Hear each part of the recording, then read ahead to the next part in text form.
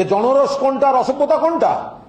আমি বলছি, আমি কুণাল ঘোষ মমতা ব্যানার্জির বাড়ির সামনে থেকে বেরিয়েছি, বিজেপির একটা ছেলে আমার ডিম মারলো, কতগুলো অ্যাঙ্গেল থেকে আপনারা দেখিয়েছেন। হেডিং ছিল এবার জনরসের শিকার কুণাল ঘোষ। একবারও তো বললেন না বিজেপির হামলা কুণাল ঘোষের ওপর। আজকে আপনি আমায় প্রশ্ন শেখাচ্ছেন। আগে ঠিক করে শিখতে শিখুন জনরস কোনটা, বাঁদরামি কোনটা। কোনো প্রশ্ন আসছে না। সেদিনকে কোথায় ছিলেন? যেদিনকে বিজেপি ডিম মারছিল কোথায় ছিলেন? আপনি কেন নাটক করছেন বলুন না, চিৎকার করার দরকার নেই। আপনি প্রশ্নটা শুনুন। আরে প্রশ্ন করুন না, আমি তো উত্তর দিলাম।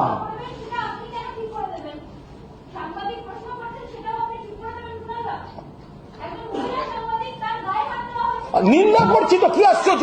যেটা নিন্দা করছি, অসভ্যতা বলছি, বাঁদরামি বলছি, আমি আর কি বলবো। সাংবাদিককে আক্রমণ করা হয়েছে, মহিলা সাংবাদিক নিগৃহীত হয়েছেন, চিত্র সাংবাদিকের চোখের ওপর লেগেছে, বলছি তো বাঁদরামি, অসভ্যতা। আমি এর থেকে আর কি নিন্দা করব?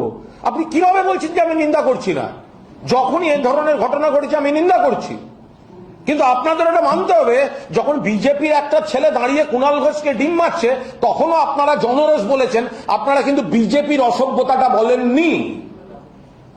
আপনি কি প্রশ্ন করবেন আপনার ব্যাপার, আপনার অধিকার আছে, আমার উত্তর দেওয়ার অধিকার আছে।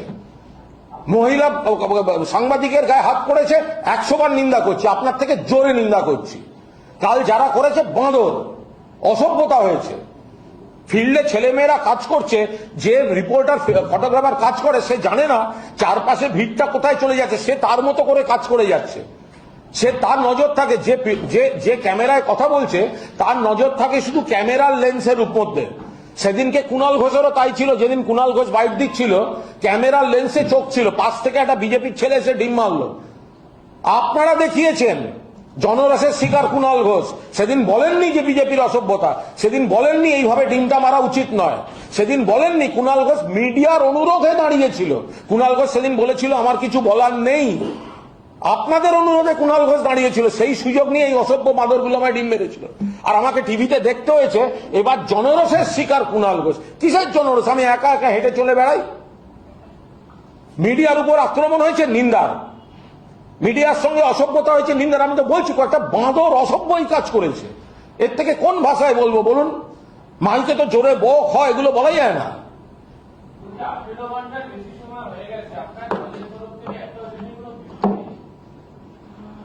আমি যদি দলের সাধারণ সম্পাদক হই তাহলে তো আমি নিশ্চিতভাবে আমি তাকে নিন্দা করেছি এবং পোস্ট করেছি।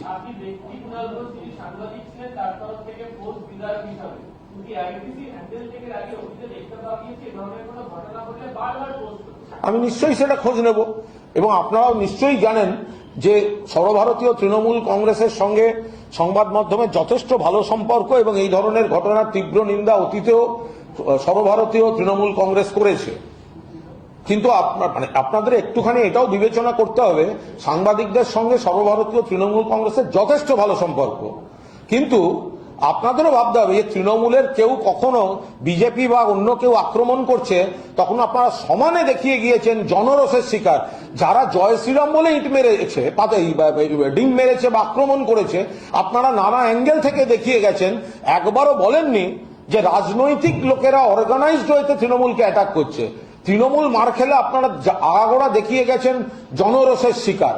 ফলে জনরস আর অসভ্যতাটাকে মিডিয়াকেও তো অনুরোধ করবো আপনারা একটু আলাদা করে দেখাবেন।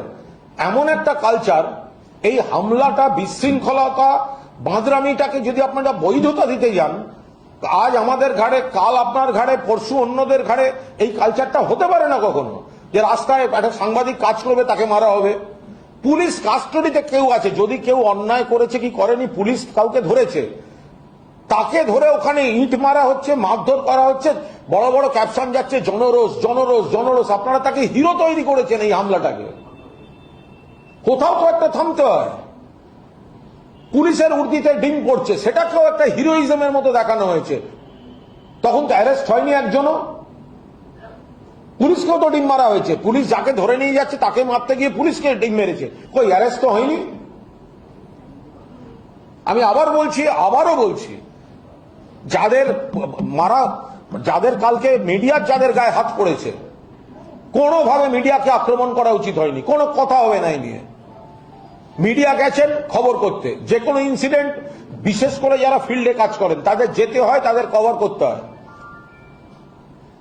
ফলে বিভিন্ন সময়ে বিভিন্ন যুগে কর্মরত সাংবাদিকদের উপর গায়ে হাত পড়া এটা কোনো কাজের কাজ হতে পারে না।